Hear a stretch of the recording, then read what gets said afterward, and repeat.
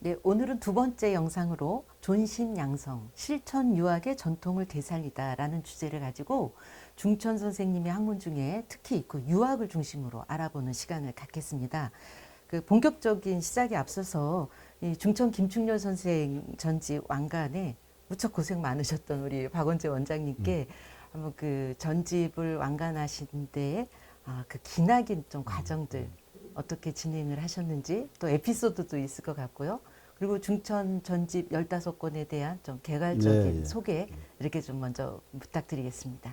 음, 먼저 번 영상에도 잠깐 그 말씀을 드렸는데 선생님 돌아가시고 바로 전집에 대한 만들어야 된다는 의견들이 제자들 네. 사이에서 모아져 가지고 일단 만들려면 글이 어디 있는지 다 모아야 되니까 그렇죠. 특히 책으로 출판된 것은 뭐 출판사에서 바로 구할 수 네. 있지만 여기저기 기고하신 거나 그런 글들은 또 대만에 오래 계셨기 때문에 대만에 또 쓴 외국에서 것들 이런 하신 것들이 것도 있었죠. 있었고요. 예. 일단 목록을 다 만드는 작업을 바로 돌아가시고 바로 했죠. 네. 했는데 여러 가지 재정적으로나 이런 것들이 준비가 안 된 상태라서 그것만 홀딩하고 있다가 이제 나중에 원주 씨가 지원해서 했는데 역시 그 뭐라 해야 되나 제일 어려운 작업은 여러 시간에 걸쳐서 여러 가지 형태의 글이다 보니까 네.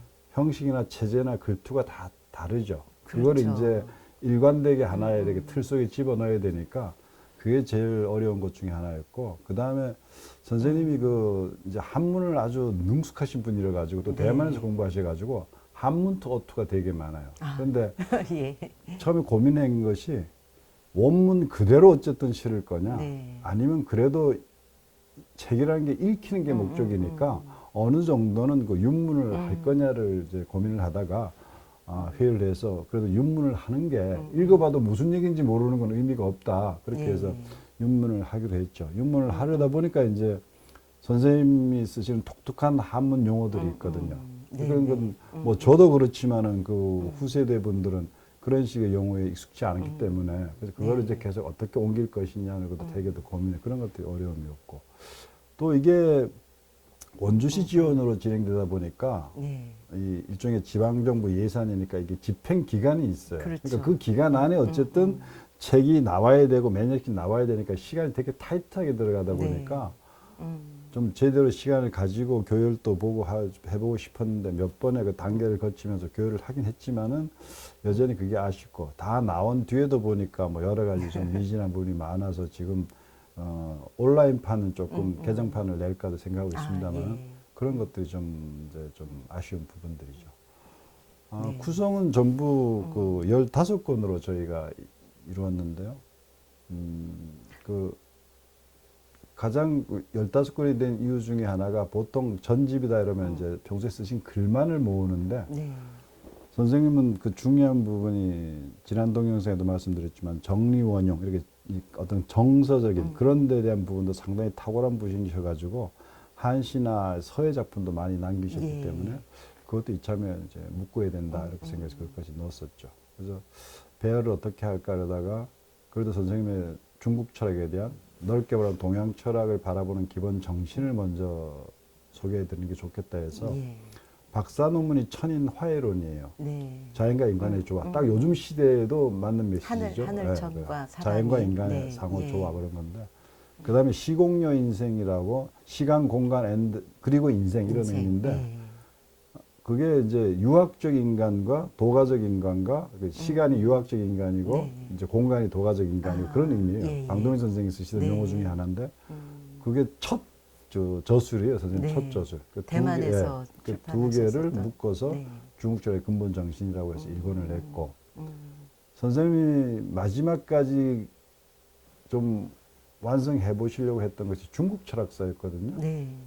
그 한국인이 쓴 최초의 이 제대로 된 중국 철학사를 계속 말씀하시고 준비도 하셨는데 첫 권만 내시고 아쉽게 그냥 작고하고 말으셨죠. 그래서 그런데 다행히 선생님이 여기저기 산발적으로 쓰신 거라든가 나중에 중국 철학사 강의를 생각하시면서 그때 단편적으로 쓰신 논문들이 있었어요. 네. 예. 그래서 중국 철학 예문서에서 나온 중국 철학 1권, 중국 철학의 원류라는 거 하고 그건 주로 이제 공자 이전 시대를 다뤘던 건데 그 다음에 이제 선진 시대나 한당 시대, 송명 시대 다뤘던 논문들을 묶어 가지고 중국 철학사 강의 네. 완전 뒤에 논문들이 있으니까 철학사라고 붙이긴 어렵고 철학사 강의 이래가지고 이 3권을 이제 배치를 했죠. 네.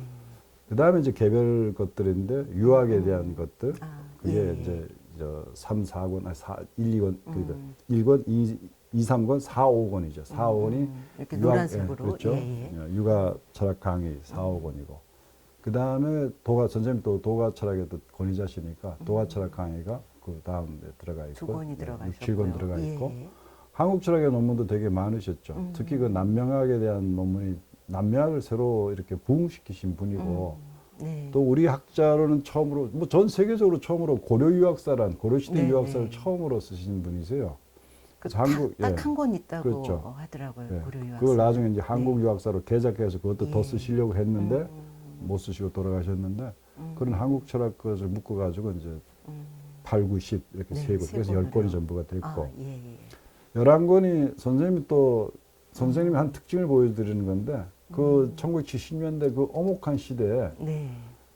모택동 사상에 대한 글을 되게 많이 쓰셨어요. 예. 그 시대에 뭐 모택동 얘기 꺼낸다는 건 그야말로 그건 좀 그 붙잡혀 가실 그렇죠. 그런데 일이었었는데. 그래서 모택동 사상에 대해서 그 당시 이미 예. 그 공저를 내시기도 하셔가지고 그걸 묶어가지고 11권째 배치를 했고 네. 12권이 선생님이 쓰신 여러 가지 기고문들 예. 선생님 육성을 직접 들을 수 있는 그런 거에서 중천의 지성과 고뇌 이렇게 네. 해가지고 12번째 권을 만들었고 13번째 권이 중천 한시 모음이죠. 한시 네네. 되게 많이 쓰셨고 14번째 권이 이제 중천 그 이제 서예집이죠. 예. 서예집인데 서예집은 하여튼 여러모로 선생님의 어떤 특징을 보여주는 또 하나의 측면으로 얘기를 하고 싶은데 선생님 글씨는 뭔가 하여튼 저는 이 서예 문외한인데 되게 나름의 어떤 그 글씨의 어떤 뭐 분위기라 격이라 해야 되나 그런 게 있어요. 네, 네. 좀 서투른 감상이지만 아니 그냥 딱 중천 선생의 글씨라는 게 있어요. 딱 보면 예, 딱 예. 나와요. 그래서 그게 전문 서예인은 아니죠. 네, 네, 서예인은 아닌데 아니시죠. 전문 서예인의 글씨보다 더 이게 값진 게 근래는 서예하신 분들이 뭐 다 그런 건 아니지만 일반적으로 그 글자의 조형미를 추구를 하거든요. 네, 글자의 네. 의미보다 예. 글자의 의미를 알려면 그 글자가 들어가 있는 원전의 세계에 대해서 자기가 완벽하게 그걸 예, 마스터하고 있어야 되죠. 그렇죠. 그래야 그 글씨의 느낌이 나오는 거죠. 그 추자 김조인 선생님이 말한 문자양 석권기란 말이 있는데 네. 글씨는 그 문자에 어떤 향기가 나야 되고 써놓은 글씨가 예, 예. 그다음 그 밑에 석권 책을 읽으면서 습득된 인격의 품격이 같이 배어 있어야 된다 이렇게 네, 얘기를 하는데 예.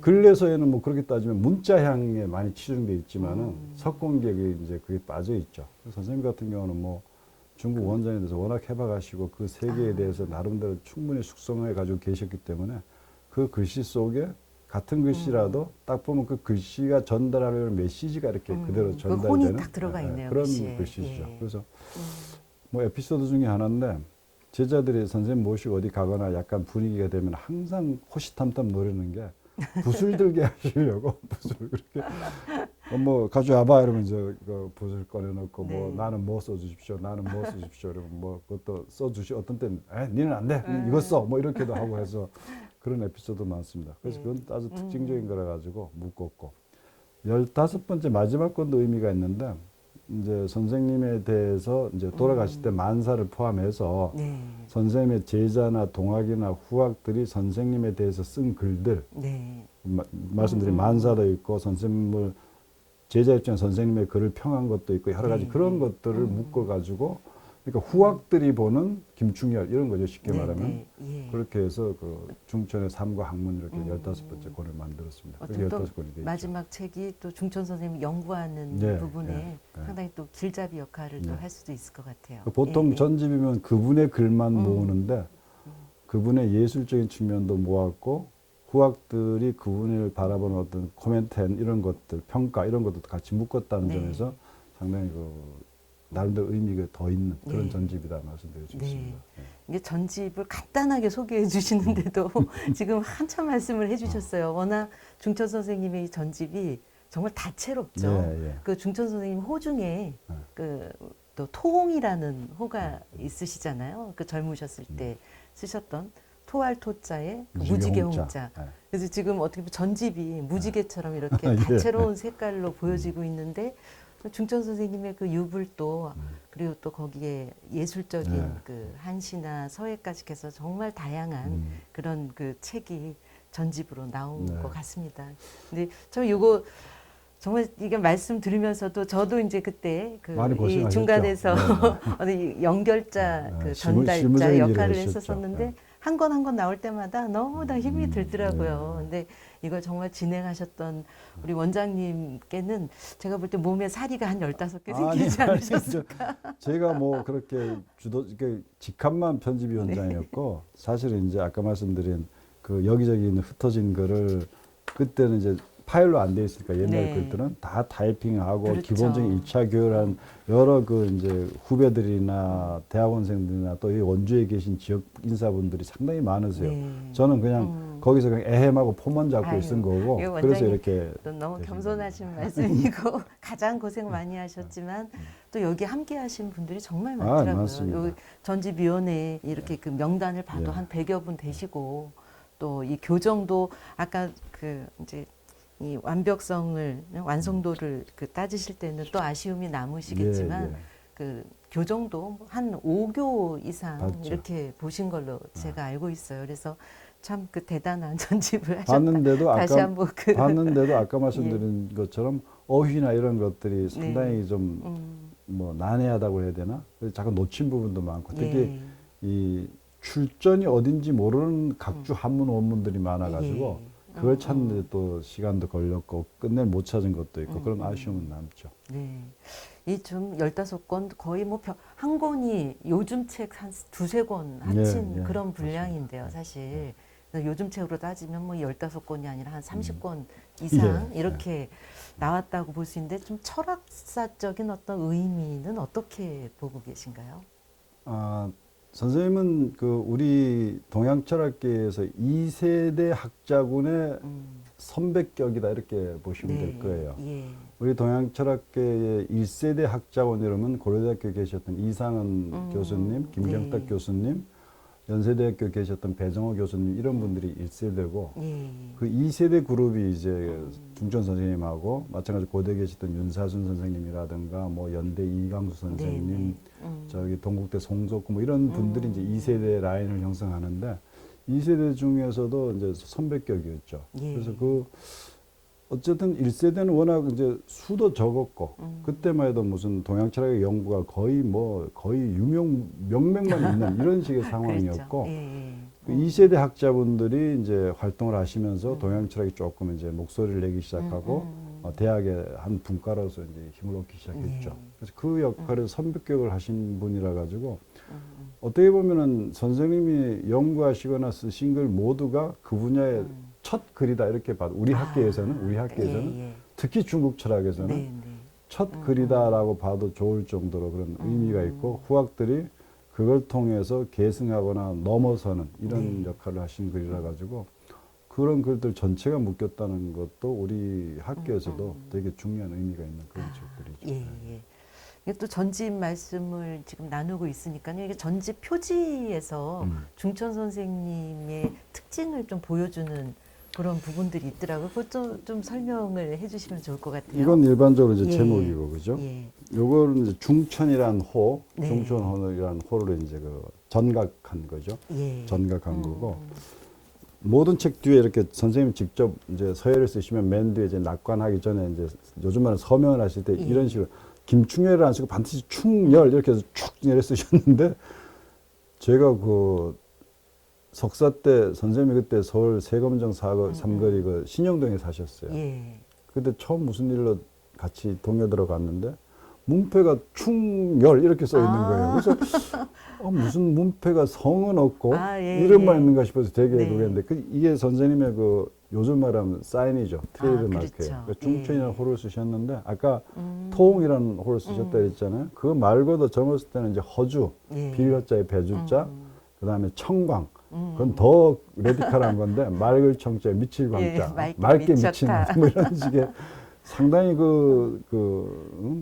격한 그런 호도 많고 네. 스케일 큰 호가 많았는데 마지막에 계속 즐겨 쓰신 것은 중천이라는 호죠. 그래서 중천을 이제 가운데 중자 하늘 천자니까 예. 보통 하늘 가운데 이렇게 이해하기 쉬운데 중은 동사예요. 각 꽂힌다는 뜻이에요. 그러니까 예. 중천 하늘에 가서 꽂힌다는 거거든요. 승중우천이라고 이제 얘기에 예. 또 그 얘기라는 편 그릇 끝자 얘기편인데 거기에 날아 올라가서 하늘에 꽂힌다 이런 말을 예. 했는데 그 꽂힌다는 의미는 당연히 어떤 내가 자연과 유학에서 말하는 하늘과 같은 레벨의 인격을 가진 사람이 된다. 천인 합일 이런 식의 어떤 의미가 네. 배어 있는 그 예. 호다 이렇게 볼 수 있죠. 그래서 어떻게 보면 또 이 선생님의 호 자체가 동양 철학, 특히 유학의 상당히, 기본 정신을 네, 잘 철학적인 보여주는 그런 그 예. 호다 이렇게 볼 수가 예. 있죠. 호는 그 방동미 선생님이 지어주셨다고. 아 그랬다 그래요? 예. 그 얘기는 제가 예, 그게 이제 책에 그 나와 있더라고요. 제가 한번 봤었는데. 예. 방동민 선생님이 아주 좋은 아주 훌륭한 호를 그러니까요. 지어주셨네요. 호를 아주 좀 큰 의미의 호를 지어주신 것 같아요. 예. 그건 이제 안쪽은 마지막 이쪽 페이지에 선생님의 주요 저서들을 이제 간단하게 소개. 네, 마침 딱 예. 15개의 주요 저서가 있어가지고 그렇게 되고 이런 식으로 했었죠. 예. 네. 그런 구조로 돼 있습니다. 저는 여기서 제가 한 가지 더 네. 말씀드리고 싶은 게 있는데 여기 그 충렬 네. 요 밑에 예. 거기 인보잖아요. 네, 그 찍는 네, 인보지. 네, 요걸 네. 자세히 봤더니 중천제라고 써 있고 이제 예. 중천 선생님이 당신 서재 이름을 중천제라고 그렇죠, 그렇죠. 지으셨잖아요. 그래서 여기 지금 도서관에 저희가 촬영하고 있는 이 그 실 이름도 이제 중천제인데 중천제 일로 옮겨온 거는 쉽게 그렇죠. 말하면, 이제 도서관을 지으면서 중천 선생님의 서재에 있었던 책이 이쪽으로 왔고 그러면서 여기를 이제 중천제로 이렇게 이름을 명명을 했거든요. 근데 여기에 중천제 옆에 사람이 하나 앉아 있어요. 이 인보가.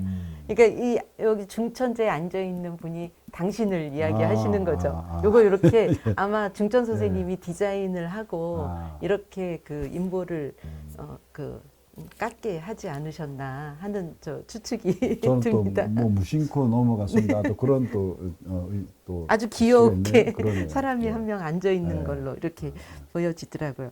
그래서 오늘 이제 그 중천 선생님의 전집 전반적인 이야기를 좀 나눴는데 뭐 한도 끝도 없을 것 같아요. 이 네. 이야기를 진행하다 보면 그래서 이번 영상에서는 이제 유학에 대해서 좀 더 자세히 살펴보기로 했잖아요. 그래서 그 중천 선생님은 유불도를 다 삼교 회통하셨지만 그래도 중천 선생님 유학자라고 말씀드릴 수 있겠죠? 본인은 네. 그렇게 자부를 하셨어요. 아, 예.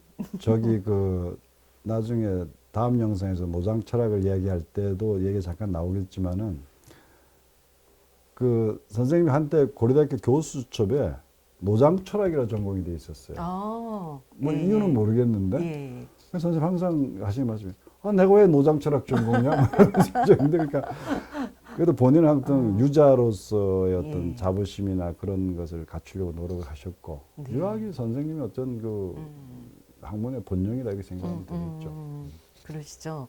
그 저기 어떻게 보면 지금 존심양성 그 제목을 뽑으신 것도 딱 그 유학과 관련된. 그렇죠. 유학은 기본적으로 실천 철학이니까 네. 특히 그 원시 유학이라 이제 선진 시대 공맹순 이 네. 시대 유학은 형이상학적인 사변보다는 실천성을 앞세우는 그런 유학이었고 그게 맹자에서 이제 존심양성 네. 내 속에 있는 그 사단 도덕적 어떤 마음을 간직하고 그걸 키워서 그걸 네. 본성을 확대해서 사회적으로 실천해 나가는 이것이 기본적인 정신이거든요. 그게 유학에서 말하는 이제 숙이 아닌 나 네, 자신을 도야하고 그걸 통해서 다른 사람을 편안하게 해준다. 네. 개인의 도덕적 어떤 그 도덕성의 확립과 그걸 바탕으로 한 사회적 실천 이게 그건데 그 존심 양성으로 얘기할 수도 있겠죠. 참 그게 되면은 이 세상이 너무나 아름답고 평화로운 세상이 될 것 같은데 그죠? 네. 그래서 선생님의 유학에 대한 접근 방식을 그 한마디로 말하면 지금 말한 대로 그 선진 유학에 대한 중시예요. 예. 송명 유학에 대한 글도 있는데 선생님은 이제 상대적으로 이론적인 천착이나 그거보다는 예. 유학의 실천성을 되게 강조하셨어요. 예. 아마 선생님의 삶과도 연관이 되는데 네. 나중에 뭐 시국선을 한다든가 이런 것들도 있고 뭐 익숙한 용어로 하면 행동하는 지성인 뭐 이런 식의 소명의식이 상당히 강하셨는데 그게 원시 유학의 관통하는 정신이고 그게 후대 조선 선비들의 어떤 그 마인드를 관통하고 있는 그런 정신이죠. 그런 것이 여전히 선생님께 그대로 계승되어 있다. 그런 점에서 선생님은 유학에서도 특히 원시 유학의 정신, 공명의 정신을 이야기하는데 되게 네. 많은 말씀하셨고 중국 철학사 강의를 할 때도 주로 뭐 선진 뭐 대부분의 네. 또 그 강좌라는 게 한 학기 강좌라고 사실 한 학기 동안 중국 철학을 다 하긴 어렵죠. 없는데 그렇죠. 예. 대부분 이제 공명 강의하고 조금 내려오면 끝나고 그런 식으로 그러니까 공자 맹자를 가장 좀 핵심 중요하게. 핵심이 되는 걸 아는 게 중요하다 이런 거 그러시죠. 생각을 많이 하셨죠. 네, 예. 또 하나 유학에서 선생님은 이제 말씀드려야 될 게 아까 저 앞에 영상에서 말했나요? 아까 얘기했군요. 저 고려 유학사, 예. 고려 유학사를 처음으로 했다는 거. 고려 유학사 그래서 대만으로도 번역이 됐죠. 네, 예. 제가 그때 대만 여행 갔을 때 저 국장님들 그 후에 갔다 와서 말씀드렸지만 대만 그 대북시에 가서 그 서점에 우연히 들렸다가 3년 서점 그 무슨 그 서점에 갔더니까 쭉 보는데 한국시에 고려 유학사가 딱 꽂혀 있는 거예요. 예. 번역본이죠. 네, 그래서 네. 너무 참 선생님 돌아가신 뒤지만은 너무 반가웠던 적이 있는데 그 최초로 고려 유학사를 정리하시고 나중에 그걸 한국 유학사로 개작해가지고 좀 더 중보해가지고 네. 한국 유학사 1 이렇게 이제 하셨는데 그렇죠 못 보셨던 그런 건 있죠. 네, 네. 그 중천 선생님이 그 대만에서 참 기라성 같은 철학자들, 아까 방동미 교수님의 이제 수제자로 또 인정을 받으셨고, 뭐 모종삼, 뭐 당군이 이렇게 유명하신 그 분들의 학문을 그대로 또 이어받으셨지만, 이게 또 한국 유학에 좀 남다르셨어요. 아까 고려 유학사 네, 말씀하셨잖아요. 고려 유학사도 그렇고 또 남명 조식 선생에 대한 연구가 좀 남다르게 진행되셨는데 특히 그 남명 그 조식 선생에 대한 연구 부분을 조금 더 소개해 주시면 좋겠습니다. 그 선생님이 우리 동양 철학계에 그 끼치신 영향, 남기신 영향 중에 빼놓을 수 없는 게 남명학의 재발굴 그런 네. 거죠. 뭐 아시다시피 우리 그동안 철학계는 율곡학과 퇴계학, 율곡학과 그렇죠. 퇴계학 중심이었는데 예.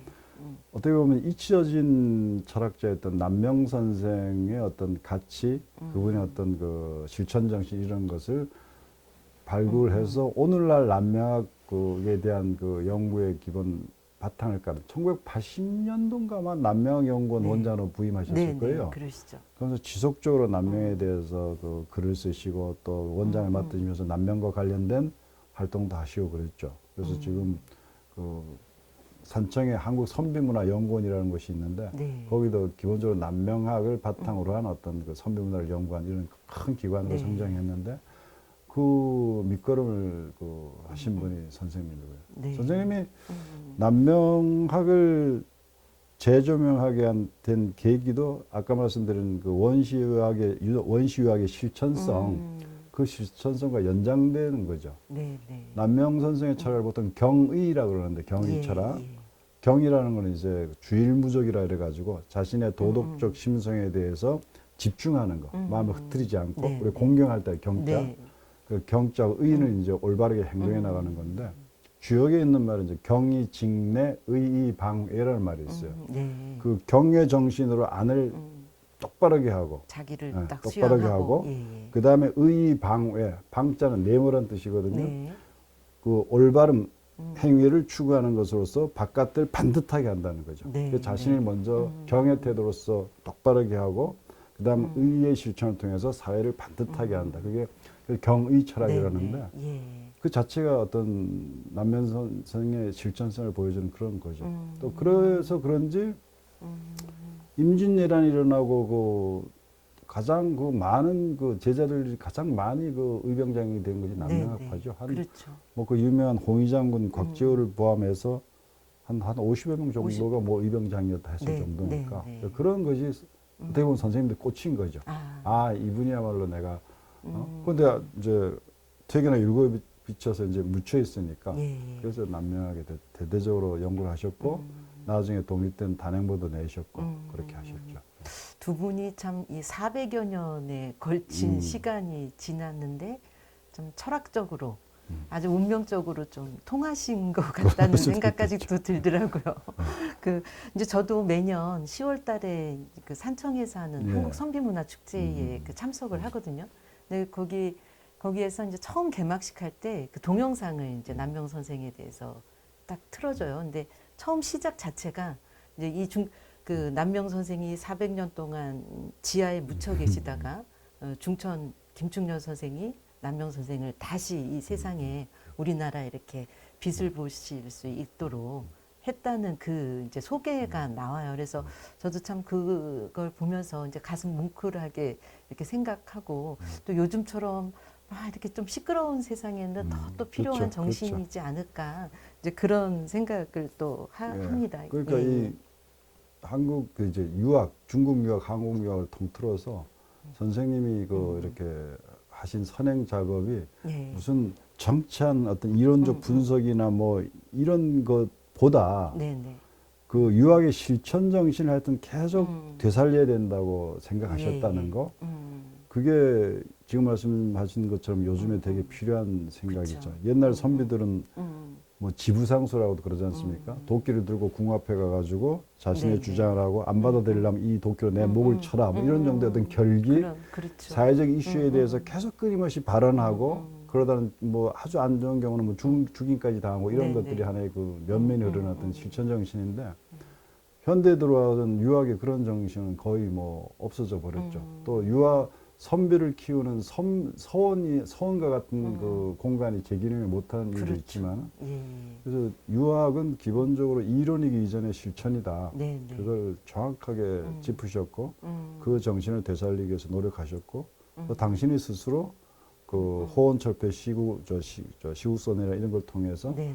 그 아마 10월 유신 때 1972년 10월 유신 때도 고대 이문영 교수하고 같이 그 시국선언하고 이러셨을 거예요. 네, 그때도 예. 그랬고 전두환 정부 때 1987년 네. 그 호원 그때도 이제 예. 시국선언하시고 그러니까 그런 것들이 선생님의 어떤 그 삶 속에도 여전히 많이 들어가 있고 그것이 학문적 성향으로 들어간 거 아닌가 이렇게 말씀하셨겠죠. 그 시국 선언 하실 때는 거의 진짜 목숨을 걸고 하셨다는 뭐 그런 그랬었다고 그러죠. 후일담도 예, 예. 들었고요. 또 이렇게 그 글을 쓰신 거에 보면 이제 6.29 선언 그때 이제 노태우 그렇죠. 대통령 후보죠. 그 6.29 선언하면서 민주화를 어떻게 보면 쟁취하게 된 그 딱 그 계기잖아요. 그 6.29 선언이 그걸 기뻐하시면서 쓰신 그 시를 저 서예로 이렇게 쓰신 예, 부채가 있더라고요. 예, 그 예. 이제 이문영 선생이 함께 하셨던 분한테 예. 그걸 드리려고 쓰셨던 걸 제가 본 기억이 있습니다. 그래서 예. 그런 것들은 무슨 어떤 문제가 있고 누군가가 이야기를 해야 되고 누군가가 일어서야 된다라는 이 어떤 의식들이 팽배해 있을 때 네, 네.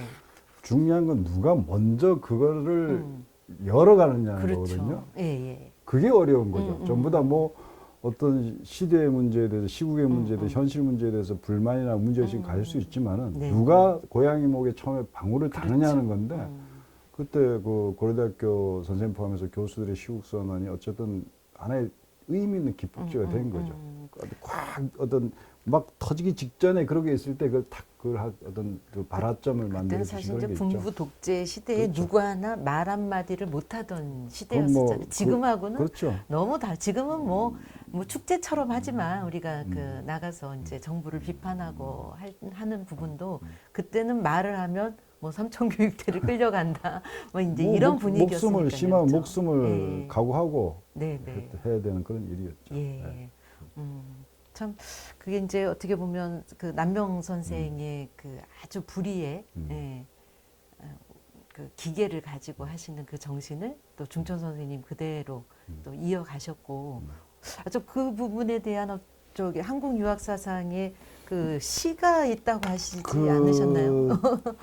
이 한국 유학 사상 3권이 네네. 3권이 남명학 그 책하고 이제 논문을 모은 건데 거기 앞에 보시면은 그 남명 선생의 시하고 예. 중천 선생님이 그 남명 선생의 시를 차원해 가지고 쓴 시가 있어요. 그거 네. 하나를 보면은 남명 선생 씨가 이제 덕산 계정주 덕산이 지금 산청에 있는 그 덕산이죠. 네네. 거기 있는 어떤 그 계곡 옆에 있는 정자 기둥에다가 이제 아마 주련을 쓰신 것 같아요. 아, 그런 예. 시인데 거기면 보면은 청간, 천석종, 비대, 고무성, 쟁사, 두류사, 천명유, 불명 이런 시가 있는데 이건 선생님 직접 번역하신 거예요. 네. 저 천석들이 종을 보라. 천석이나 들어가는 큰 종을 보라. 북체가 크지 않으면 쳐도 소리가 나지 않는다네. 스케일이 크면 뭔가 그만한 게 이제 돼야 그렇죠. 소리가 난다는 거죠. 예. 그러나 어찌 두류산만이야 하리. 지리산이죠. 산은 천둥벼락이 쳐도 끄떡지 않는 것을. 어떤 남명선생의 기계 같은 거. 네. 천석들이 종이 아무리 크다 해도 저 웅장한 두류산, 지리산만 하겠냐 하는 게 자신의 어떤 그런 그 어떤 그 포부 이런 것들이 담겨 있는 그런 시인데 네. 그걸 선생님이 이제 그 운을 차원해 가지고 외외 천석종, 낙지 구무성, 수파 현 천상, 타편 경 세명 이런 시를 쓰셨는데 육중하고 육중한 저 천석들이 종이 땅에 떨어져 오랫동안 소리가 없네. 누가 다시 하늘 높이 매달아 쳐서 세상 깨우는 소리 울려 퍼지게 할 거나. 이건 아마 의미상 남명 선생의 천석들이 종이고 네. 그분이 땅에 떨어져 가지고 다시 울리지 못하는 시간이 그만큼 지났다는 거죠. 누가 그러면 그 남명 선생의 실천 정신을 다시 종으로 매달아 올려 가지고 이 세상에서 어떤 목탁 역할을 할 수 있게 할 거냐 네. 이런 건데 이 한국 유학사상 3권 앞에 있는 이 남명 선생과 중천 선생의 시를 보면은 이 두 분의 어떤 그 400년의 시간을 넘어서는 그렇죠. 어떻게 보면 뭐 사제관계라고도 할 수 있는 그런 정신적 교감 이런 것을 볼 수가 있죠. 네. 그 중천 선생님이 그 종을 치셨네요, 그죠? 치신 거죠. 치셔서 종을 치셨고. 남명 선생의 전석들이 종이 다시 네. 울리기 시작한 거죠. 네, 실천유학을 그렇게 이제 그 알리셨고 또 이제 앞으로도 그 이 중천 선생이 또 이으신 그 실천유학을 또 이제 이어갈 후학들이 이어야 되겠죠. 나오기를 또 바라겠습니다. 네. 그럼 이제 오늘 두 번째 영상 그 존심 양성 실천 유학을 되새기다라고 하는 주제로 진행을 했는데요. 그 오늘은 지금 마지막으로 그 저 시까지 읽어주셔서 네. 이것으로 좀 마치겠습니다. 예. 그럼 오늘 인사드리고서 네, 예. 마무리하겠습니다. 자, 감사합니다. 감사합니다.